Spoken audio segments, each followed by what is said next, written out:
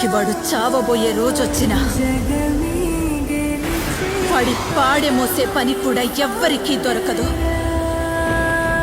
ఎందుకంటే సమాధి దాకా వాడి సొంత అడుగులే ఉంటాయి. ఆ రోజు 2 సంఘటనలు జరిగాయి. ఆ ప్రాంతం అంతమైంది.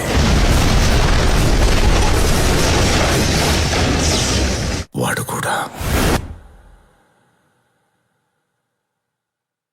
అమ్మా, నీకు ప్రపంచంలో ఉన్న బంగారం అంతా తెచ్చిస్తానమ్మా.